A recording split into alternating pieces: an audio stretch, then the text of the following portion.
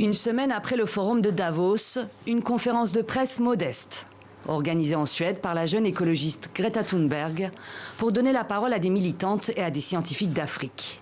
Et la première à s'exprimer en visioconférence le fait depuis Kampala.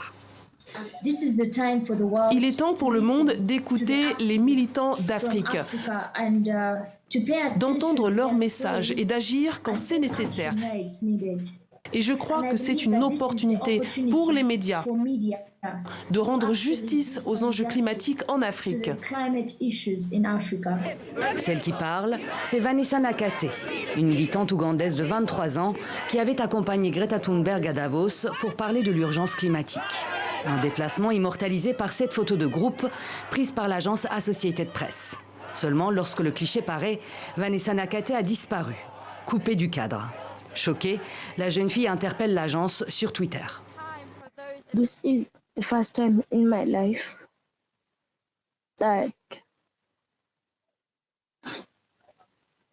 I understood the definition of the word racism.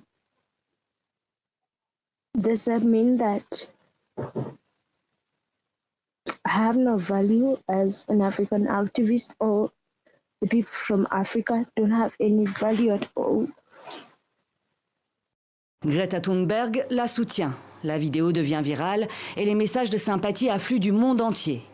L'agence Associated Press présente ses excuses et l'affaire souligne l'invisibilité des militants écologistes africains dans les médias. Les Africains ne contribuent qu'à hauteur de 5% environ aux émissions mondiales de gaz à effet de serre. Et pourtant, ils sont les plus touchés. Comment se fait-il que nous soyons éclipsés dans les sujets que fait la presse? C'est le principal défi auquel notre continent est confronté. Une exposition médiatique trop faible pour un continent qui fait face à des catastrophes climatiques majeures. La polémique a au moins permis d'en faire le constat, pour les militants comme pour les médias.